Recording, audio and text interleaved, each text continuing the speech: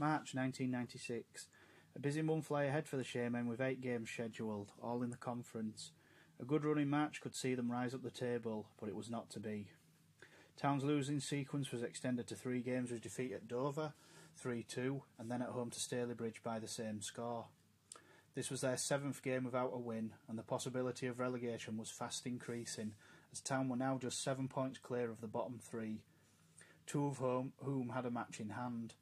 To make matters even more difficult, they had in their next fixture an extremely tough trip to Moss Rose against last season's champions Macclesfield Town,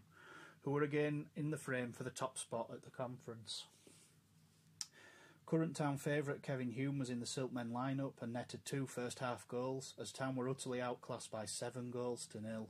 their worst ever defeat in the conference, and one which dragged Town deeper into the mire.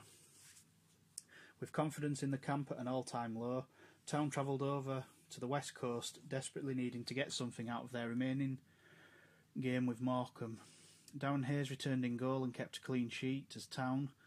with a real backs-to-the-wall display, registered their first victory in 9 matches, local hero Kyle Cochrane netting the only goal of the game in the 66th minute.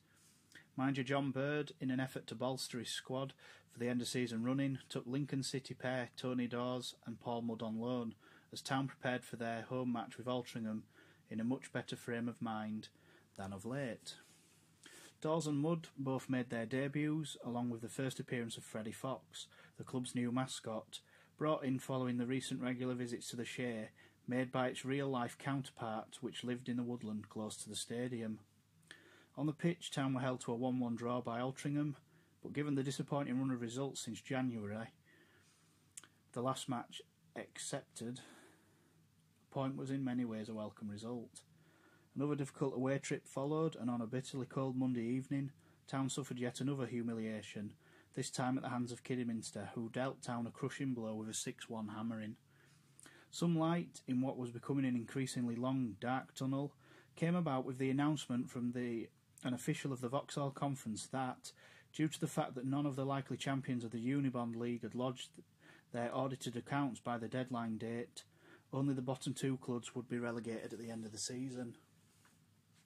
However, 2 days later, on the 20th, John Byrne resigned his position as manager and the Shaymen were back in crisis, a situation that has never really gone away since the turn of the decade. A well-used saying is cometh the hour, cometh the man, and it applied very much in the case of Town's decision to appoint George Mulhall as caretaker manager, who enlisted the assistance of Kieran O'Regan to help steady the ship in what had been a very eventful month, which came to a close with 2 home draws against Southport, which was 2-2, and Farnborough Town, which was 0-0.